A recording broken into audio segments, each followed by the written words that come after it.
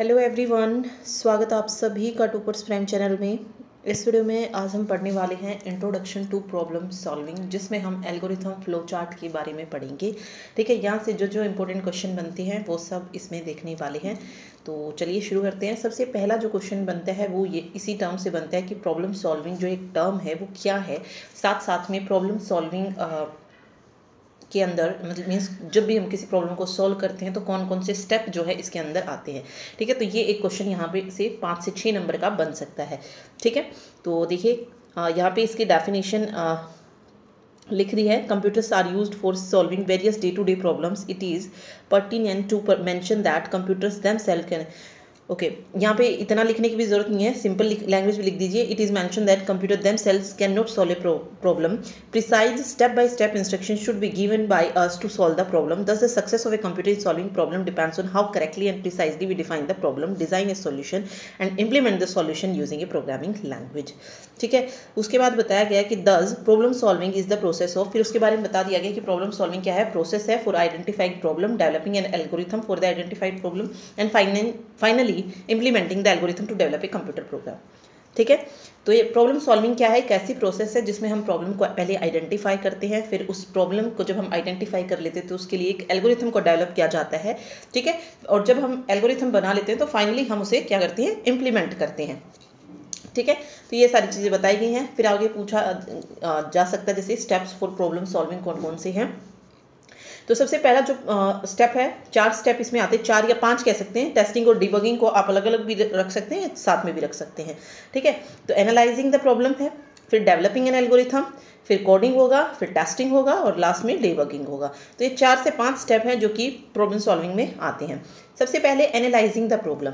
ठीक है, तो सबसे पहला स्टेप क्या होना चाहिए कि हम जो भी प्रॉब्लम है उसको पहले अच्छे से समझें, अंडरस्टैंड करें। ठीक है, उस चीज़ का सॉल्यूशन ढूंढने से पहले हमें उसको समझना होगा, तभी हम जो है सॉल्यूशन ढूंढ पाएंगे। तो वही सब इसमें लिखा है। ठीक है, if we are not clear as to what is to be solve, we may end up developing a program which may not solve our purpose. ठीक है, अगर हमें यही नहीं पता होगा कि हमें क्या सॉल्व करना है और हम ऐसे ही सॉल्यूशन बनाने लग जाएं तो ऑब्वियस है लास्ट में हमें क्या मिलेगा, हमें जो सॉल्व करना है वो हम फुलफिल नहीं कर पाएंगे उसको चीज़ को। ठीक है, तो वही इसमें बताया गया है। तो by analyzing a problem, we would be able to figure out what are the input that our program should accept and the output that it should produce. ठीक है, तो हमें समझना पड़ेगा कि हमें क्या इनपुट जो है प्रोग्राम को देनी है और वहाँ से क्या आउटपुट हमको मिलने वाली है। तो ये एनालाइजिंग द प्रॉब्लम में आ जाएगा। फिर आता है डेवलपिंग एन एल्गोरिथम। जब हमने प्रॉब्लम को समझ लिया है कि हाँ भाई ये चीज़ है और इस चीज़ का हमें ये सॉल्यूशन बनाना है, तब हम जो है एल्गोरिथम को डेवलप करते हैं। ठीक है, the solution for a problem, किसी भी प्रॉब्लम का सॉल्यूशन जब हम रिप्रेजेंट करते हैं स्टेप बाय स्टेप प्रोसीजर में, उसको हम क्या बोलते हैं, एल्गोरिथम बोलते हैं। ठीक है, एक गिवन प्रॉब्लम के लिए जब हम एक मतलब more than one algorithm is possible. देखो, एक प्रॉब्लम है, उस प्रॉब्लम को सॉल्व करने का ऑब्वियस है सबका अलग अलग तरीका होगा। ठीक है, लास्ट मोटिव तो यही होगा हमारा कि मतलब मेन मोटिव अगर हम देखेंगे सभी का यही होगा कि उस प्रॉब्लम को सही से सॉल्व करना है, लेकिन तरीका सब एक ही लेके जाए तो वो तो नहीं है। ठीक है, तो ये कह रहा है कि मोर देन वन एल्गोरिथम भी पॉसिबल हो सकती है किसी गिवन प्रॉब्लम के लिए। ठीक है, और हमें उसमें से जो बेस्ट हो वो उसमें से लेनी है। ठीक, उसके बाद कोडिंग है। हमने finalise after finalising the algorithm finalise कर ली कि ये एल्गोरिथम हमने लेनी है, then we need to convert the algorithm into the format which can be understood by the computer to generate the desired solution. तो ये सारी चीज़ें इसमें बताई गई है। फिर टेस्टिंग है, जो प्रोग्राम क्रिएट हो गया है उसको हमें क्या करना है, टेस्ट करना है। ठीक है, अगर और मेन चीज़ क्या देखनी है कि जो हमारा प्रोग्राम है वो जो यूज़र की रिक्वायरमेंट है उनको फुलफिल करना चाहिए, मीट द रिक्वायरमेंट। ठीक, अगर कोई सिंटैक्टिकली एरर्स है तो कोई भी आउटपुट जो है नहीं मिलेगा। ठीक है, इन केस अगर जो आउटपुट जनरेट होकर आई है वो इनकरेक्ट है तो programme should be checked for logical error. ठीक है, ओके, देखिए सिंटैक्टिकल एरर है तो ऑब्वियसली हमें कोई आउटपुट नहीं मिलेगा। सिंटैक्टिकल एरर मीन्स जो सिंटैक्स वगैरह होती है उसकी है तो ऑब्वियसली हमें वहाँ से कोई जो है आउटपुट नहीं मिलेगा। लेकिन जो आउटपुट है वो गलत मिल रही है। देखो, आउटपुट हमें मिल रही है लेकिन जो मिलनी चाहिए थी वो नहीं मिल रही है, तो वो कैसी एरर आ रही है, लॉजिकल एरर में आ जाएगा वो। ठीक है, तो ये चीज़ इसमें बताई गई है। तो ये 4 से 5 स्टेप जो है याद रखनी है। सेकेंड क्वेश्चन जो है एल्गोरिथम बताना है, डिफाइन करना है एल्गोरिथम को, एल्गोरिथम की डेफिनेशन देनी है यहाँ पे। फिर बताना है कि हमें एल्गोरिथम की ज़रूरत क्यों है, why we need algorithm, and also explain the characteristics of an algorithm. ठीक है, तो इसमें पहले एल्गोरिथम की डेफिनेशन बताइए। ठीक है, 2 तरीके से लिखी है, आपको याद होती है तो आप ये याद रख लीजिए, अदरवाइज यहाँ पे इतना लिख लीजिए, algorithm is the step by step procedure, यहाँ से शुरू कर लीजिए, आपके ऊपर डिपेंड करता है। ठीक है, क्योंकि 2 नंबर में अगर सिर्फ इतना पूछा जाए डिफाइन एल्गोरिथम, तो ऑब्वियस है थोड़ा सा चीज़ आपके पास होना चाहिए लिखने के लिए, तो इसीलिए मैंने 2-4 लाइन और एक्स्ट्रा इसमें लिखी हैं। ठीक है, उसी चीज़ को वही कह लो रिपीटेड वे में लिखा है। देखिए, algorithm is the sequence of instruction. क्या है एल्गोरिथम? सीक्वेंस ऑफ इंस्ट्रक्शन है, ऑब्वियस है, इसमें इंस्ट्रक्शन हम लिखते हैं ना, स्टेप 1, स्टेप 2, स्टेप 3 इस तरीके से करके। ठीक है, तो वही sequence of instruction design in such a way that if instruction are executed, यानी कि जब वो इंस्ट्रक्शन एग्जीक्यूट हो तो एक स्पेसिफाइड सीक्वेंस में हो। ठीक है, जिससे हम जो है जो रिजल्ट हमें उससे चाहिए वो हम ले सके। ठीक, the instruction in algorithm should not be repeated infinitely, मतलब बार बार रिपीट नहीं होनी चाहिए। The algorithm should be written in sequence. जैसे एल्गोरिथम, ये एक एग्जांपल आप ले सकते हो, चाय बनाने का तरीका आप ले सकते हैं। ठीक है, तो सबसे पहले वही होता है, पानी गर्म करते हैं, देन उसके बाद चाय पत्ती, चीनी वगैरह सब डलता है, तो एक पूरे उसमें जाता है प्रोसेस में, मतलब स्टेप वाइज चलते हैं। ऐसा तो नहीं होता है कि हम पहले दूध उबाल लेते हैं फिर उसके बाद पानी ऐड कर रहे हैं फिर चाय पत्ती आ रही है, तो ऐसा तो नहीं है। एक सीक्वेंस में हम काम करते जाते हैं कि पहले पानी उबाल रहे हैं पैन लेके। ठीक है, पहले पैन लिया, फिर देन उसमें पानी डाला, फिर उसे उबाला, फिर चाय पत्ती डाली। ठीक है, तो ये एक सीक्वेंस हो गई। तो इसी तरीके से एल्गोरिथम हमारी काम करती है। ठीक है, फिर इसमें ये सारी चीज़ें बताई गई है। एक इसमें एक्टिविटी दिखाई गई है, राइडिंग ए बाईसाइकिल किस तरीके से। ठीक है, सबसे पहले हम रिमूव करते हैं बाईसाइकिल फ्रॉम द स्टैंड, फिर उस पर बैठते हैं, फिर पैडलिंग स्टार्ट करते हैं, देन ब्रेक जब हमें उसकी ज़रूरत होती है, और जब हम डेस्टिनेशन पे पहुंच जाते हैं तो हम उतर जाते हैं, उस पर से स्टॉप कर देते हैं। ठीक है, तो ये पूरा जो है उसका वो बताया गया है। उसके बाद आता है why do we need an algorithm, algorithm की ज़रूरत क्या है, तो ये सारी चीज़ें इसमें पढ़ लेना, कुछ ऐसा नहीं है जो समझ नहीं आएगा। ठीक है, तो वही है इसमें। फिर एक गुड एल्गोरिथम की कैरेक्टरिस्टिक्स क्या हो सकती हैं? प्रिसीजन, ठीक है, जो स्टेप्स हों वो क्या हों, सही तरीके से डिफाइन होने चाहिए। यूनिकनेस हो, ठीक है, result of each step are uniquely defined and only depend on the input and the result of the preceding step. फिर फाइनाइटनेस, मतलब फाइनाइट नंबर ऑफ स्टेप्स के बाद जो है वो एल्गोरिथम स्टॉप होनी चाहिए। ऐसा नहीं कि वो चलती जा रही है और स्टॉप होने का नाम ही ले रही है, तो एक टाइम के बाद उसको खत्म होना पड़ेगा। इनपुट है, जो एल्गोरिथम रिसीव करे some input, algorithm produce some output, मतलब जब कुछ चीज़ रिसीव कर रही है तो वो इनपुट हो जाएगी, कुछ चीज़ हमें दे रही है तो वो आउटपुट हो जाएगी। तो ये इसकी कैरेक्टरिस्टिक्स हो गई। ठीक है, ओके, इसमें ये भी जोड़ दिया, देखिए, while writing an algorithm it is required to clearly identify the following. ठीक है, अगर हम जब एल्गोरिथम को राइट कर रहे हैं तो ये सारी चीज़ें जो हैं पता होनी चाहिए। ठीक है, input to be taken from the user, processing और competition to be perform to get the desired result, और output desired by the user. ठीक, ये वाला स्टेप लिखने की ज़रूरत नहीं है, अगर पूछा जाता है तो आप लिख सकते हैं। अदरवाइज अगर क्वेश्चन आता है तो एल्गोरिथम की डेफिनेशन दीजिए, क्यों हमें ज़रूरत है और क्या क्या एक गुड एल्गोरिथम की कैरेक्टरिस्टिक्स हैं वो आप मेंशन कर सकते हैं। ओके, थर्ड क्वेश्चन है explain the method of representing an algorithm. किसी एल्गोरिथम को हम किस तरीके से रिप्रेजेंट कर सकते हैं? तो 2 कॉमन मेथड हैं, कौन कौन से हैं? एक फ्लो चार्ट है तो दूसरा सूडो कोड है। एक तो इस तरीके से आपसे ये क्वेश्चन पूछा जा सकता है, दूसरा तरीका क्या है कि आपसे फ्लो चार्ट को अलग से एक्सप्लेन करना आ सकता है विद एग्जाम्पल, कि आप एक्सप्लेन कीजिए flow chart with example 5 marks में। इसी तरीके से एक्सप्लेन सूडो कोड आ सकता है विद एग्जाम्पल। ठीक है, या फिर आपसे ये पूछेगा explain the method of representing an algorithm, उसमें देन आप डिसाइड कर सकते हैं कि कितना मुझे लिखना है कितना नहीं लिखना है। तो अगर ऐसे आ रहा है तो पहले आप ये डेफिनेशन बताइए इसमें, उसके बाद इसको रिप्रेजेंट करके दिखाइए। सबसे पहले जैसे फ्लो चार्ट है, फ्लो चार्ट विजुअल रिप्रेजेंटेशन है एल्गोरिथम की, तो ये इसमें बताया गया है कि फ्लो चार्ट जो डायग्राम होता है वो बॉक्सेस से, डायमंड से, अदर शेप से इसको हम कनेक्ट करते हैं एरो से, मतलब वही सारी डेफिनेशन इसमें दी गई है। वैसे ये सब कुछ मैंने आपको पढ़ाया हुआ है, एनसीईआरटी जब हमने पढ़ी थी क्लास 12th की 11th-12th की एनसीईआरटी में मिल जाएगा, तो वो आप वहाँ पे आप देख सकते हैं। अदरवाइज ऐसा कुछ है नहीं जो आपको समझना है।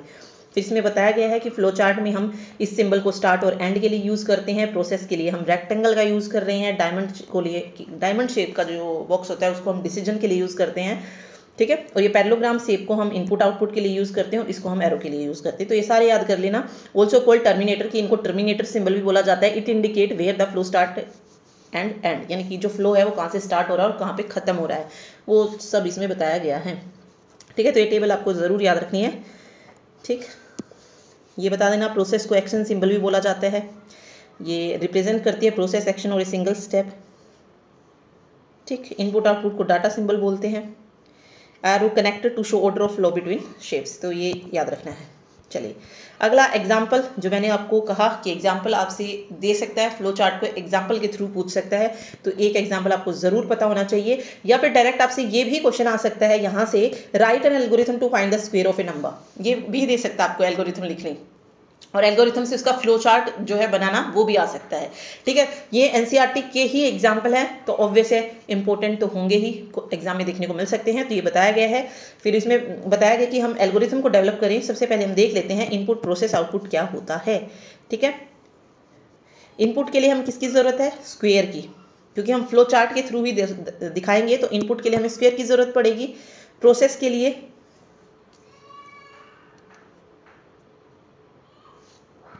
ओके सॉरी ये स्क्वायर निकालना था नंबर का।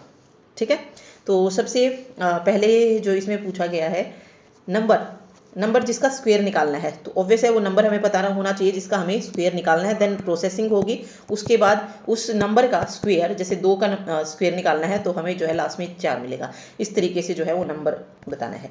ठीक है, तो ये बताया गया है। इसमें सीधा एल्गोरिथम अगर आप देखेंगे तो स्टेप 1 है इनपुट ए नंबर, यानी कि एक नंबर देना है और इसको हमें NUM में जो है स्टोर कर लेना है, कोई भी नंबर 2 3 4 5 जिसका भी चाहिए आपको। देन कंप्यूट नम इनटू नम, किस तरीके से होगा, स्क्वायर कैसे निकलेगा किसी भी नंबर का, जैसे 4 का स्क्वायर निकाला तो 4 × 4 करते हैं, यानी कि नम इंटू नम जो है हम कर रहे हैं। ठीक है, and then store it in square, और लास्ट जो स्टेप होगा वो होगा प्रिंट स्क्वायर। ठीक है, इसी को इसमें करके बताया गया है फ्लो चार्ट में शो करके, स्टार्ट, फिर इनपुट नम, फिर स्क्वायर में चला गया num into num and print square, और लास्ट में जाके स्टॉप हो गया। ठीक है, तो ये पूरी प्रोसेस जो है इसमें दिखाई गई फ्लो चार्ट। तो ये एल्गोरिथम भी दे दिया है इसमें और फ्लो चार्ट भी दे दिया है। ठीक है, तो ऐसे पूरा जो है डायरेक्ट क्वेश्चन भी जो है आपसे पूछा जा सकता है। फिर देखिए ये है draw a flow chart to solve the problem of non functioning light bulb. 2 number में ये क्वेश्चन आ सकता है, 2 से 2.5 नंबर में ये पूरा आपको बनाना आ सकता है। तो ये देखना है, स्टार्ट हो रहा है non functioning light bulb, problem जो है नॉन फंक्शनिंग लाइट, यानी कि जो लाइट जो है काम नहीं कर रही, उससे रिलेटेड है ये। ठीक है, तो स्टार्ट किया, is the bulb switch to on, कि जो बल्ब है वो स्विच ऑन है या नहीं। ठीक है, अब वो काम कर रहा है नहीं कर रहा है वो तभी तो चेक करेंगे जब उसका स्विच ऑन होगा। अगर स्विच ऑन है यस, तो इज इट बर्न आउट, और नो है तो पहले स्विच ऑन करेंगे हम। ठीक है, नो होगा, अगर बल्ब ऑन नहीं है तो स्विच ऑन करेंगे। अब जैसे ही बल्ब ऑन हो गया, ठीक है, यहाँ पे बल्ब ऑन हो गया है, तो हम यहाँ यस, एक मिनट वेट अ सेकेंड, इसको इरेज कर लेते हैं, देन देखेंगे। अब जैसे ही स्विच ऑन किया, अगर वो बल्ब ऑन हो जाता है, यानी कि अगर वो काम कर रहा है, तो हम क्या करेंगे, बिल्कुल ऐसे लास्ट स्टेप पर जो है आ जाएंगे, स्टॉप हो जाएगा वहीं पर, क्योंकि वो बल्ब काम कर रहा है। ठीक है, अगर वो बल्ब काम नहीं कर रहा है तो हम यहाँ पे आ जाएंगे, जहाँ पे हमने देखा था, पूछा था, कंडीशन लगाई थी कि क्या बल्ब स्विच ऑन है, नो या यस। ठीक है, सॉरी, बल्ब स्विच, पहले स्विच ऑन पे थी कंडीशन, उसके बाद जब ये कंडीशन पूरी हो गई है तो यहाँ पे आने के बाद कि बल्ब ऑन नहीं है, नो की कंडीशन से यहाँ पे आए हम। इज इट बर्न आउट, क्या ये जल रहा है, मतलब जब हम ऑन कर रहे हैं तो क्या उसमें जो रोशनी है वो है या नहीं है। अगर yes, is it burn out, yes तो रिप्लेस द बल्ब। ठीक है, और नो तो कॉल इलेक्ट्रीशियन। तो इस तरीके से जो है इसका फ्लो चार्ट जो है बन जाएगा। तो ये डायरेक्ट बनाना आ सकता है, तो इसको याद रखिएगा। उसके बाद सूडो कोड बनाया है, प्रोनाउंस कैसे किया जाता है, pseudo code is another way of representing an algorithm. It is considered as a non formal language that helps programmer to write algorithm, detailed description of instruction that a computer must follow in a particular order. It is intended for human reading and cannot be executed directly by the computer. मतलब ये क्या कह रहा है, pseudo code को जो है directly computer execute नहीं कर सकता है, ये ह्यूमन रीडिंग फॉर्म में होता है। ठीक है, तो ये डेफिनेशन इसमें बताई गई हैं। इसमें कुछ कीवर्ड्स हम यूज़ करते हैं सूडो कोड में, जैसे इनपुट कीवर्ड यूज़ कर रहे हैं, कंप्यूट हो गया, प्रिंट हो गया, इंक्रीमेंट हो गया, डिक्रीमेंट हो गया, if else, while, true false, ये सारे जो कीवर्ड्स हैं ये यूज़ किए जाते हैं इसमें। ये एग्जाम्पल में आप जब समझेंगे तो इसको आ जाएगा समझ में। तो एक एग्जाम्पल है, write an algorithm to display the sum of 2 numbers entered by user using both pseudo codes and flow chart. ये प्सूडो कोड्स के थ्रू भी दिखाना है और फ्लो चार्ट के थ्रू भी। ठीक है, तो प्सूडो कोड क्या होगा, सम ऑफ टू नंबर्स का। सबसे पहले इनपुट लेंगे हम, इनपुट में हम दो नंबर लेंगे, इनपुट नंबर 1, इनपुट नंबर 2, ठीक है। दो नंबर का सम है तो ऑब्वियस है सम में जो है इसका रिजल्ट जाएगा। अब जो रिजल्ट जाएगा दोनों का सम होगी वो किस में जाएगा, compute result, compute result number 1 plus number 2 और प्रिंट हो जाएगा क्या, रिजल्ट। प्रिंट होके क्या मिल जाएगा हमको, रिजल्ट मिल जाएगा। तो ये प्सूडो कोड को लिखने का तरीका है। देन यहीं से फ्लो चार्ट जो है बनाया गया है। तो स्टार्ट किया, रीड लिखेंगे यहाँ पे, रीड नंबर 1 नंबर 2, रिजल्ट में चला गया नंबर 1 प्लस नंबर 2 और प्रिंट कर दिया रिजल्ट को एंड देन स्टॉप, ठीक है। तो ये देखना है, मतलब आपको इसको याद रखना है एग्जाम्पल को, ठीक है। प्सूडो कोड को एग्जाम्पल के थ्रू जो है एक्सप्लेन करना आ सकता है। इसी तरीके से आगे है, कैलकुलेट करना है एरिया और पैरामीटर रेक्टेंगल का using both pseudo code and flow chart. तो सबसे पहले पैरामीटर जब हम लेते हैं रेक्टेंगल का परिमाप, ओके, एरिया भी है, एरिया भी है, ओके, एरिया भी है तो L इंटू बी हो जाएगा ना एरिया। तो सबसे पहले हमें इनपुट में लेंथ लेनी पड़ेगी और ब्रेड्थ लेनी पड़ेगी। तो लेंथ लिया, ब्रेड्थ लिया, देन कंप्यूट कर रहे हैं हम सबसे पहले एरिया, तो लेंथ इंटू ब्रेड्थ हो जाएगा एंड देन प्रिंट हो जाएगा एरिया। फिर कंप्यूट कर रहे हैं हम पेरीमीटर, ठीक है। तो 2 इंटू एल प्लस बी होता है, ये फॉर्मूला होता है इसका, ठीक है। तो वही 2 इंटू एल लेंथ ब्रेड्थ, लेकिन एल बी नहीं लिखेंगे क्योंकि हम इसमें कुछ कीवर्ड्स यूज़ करते हैं तो वो पूरा एज इट इज़ लिखेंगे, length plus breadth. Then print करेंगे पेरीमीटर, ठीक है। देन यहाँ से इसका फ्लो चार्ट बनाएंगे। स्टार्ट, इनपुट किया हमने लेंथ और ब्रेड्थ को, या रीड कर लीजिए, एरिया में लेंथ ब्रेड्थ होगा, फिर प्रिंट एरिया, फिर पैरामीटर आएगा, फिर print parameter and then end. इस तरीके से आ जाएगा। बेनिफिट भी दिए गए हैं, अगर पूछा जाता है तो आप इनको भी लिख सकते हैं कि प्सूडो कोड के बेनिफिट क्या हैं।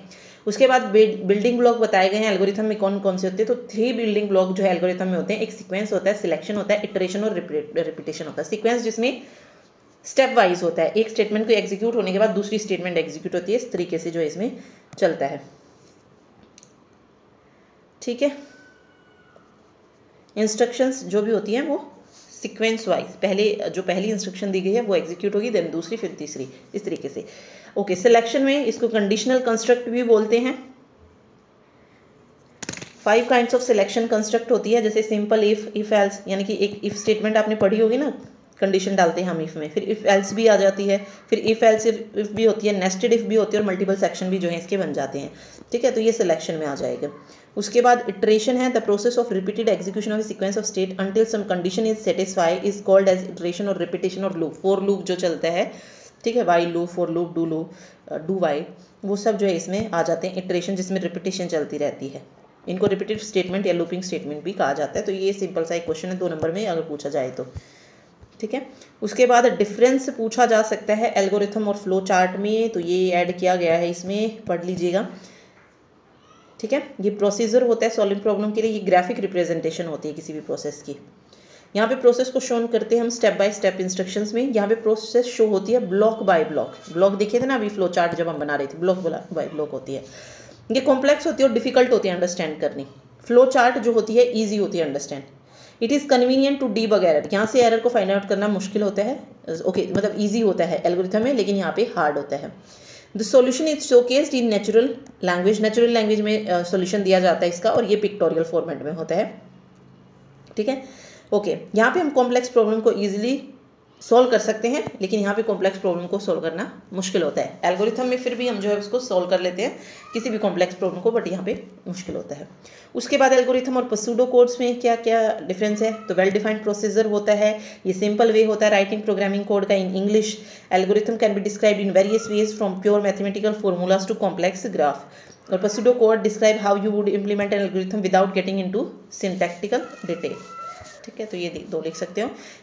इसके अलावा फ्लो चार्ट और प्सूडो कोड्स में पूछा जाता है, तो ये भी ऐड है इसमें। इसको मॉडिफाई करना डिफिकल्ट होता है, इसको इजी होता है। ये ग्राफिकल रिप्रेजेंटेशन होती है, it is not a graphical representation of A solution, ठीक है।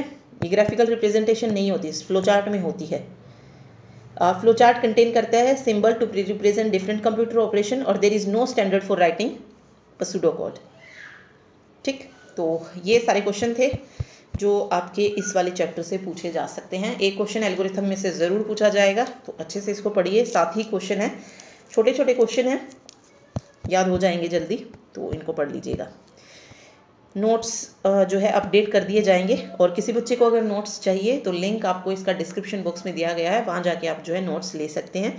और जिन्होंने ले रखे हैं उनके लिए जो है चैप्टर को अपडेट कर दिया जाएगा प्लेलिस्ट में, चेक कर लीजिएगा। Thank you so much.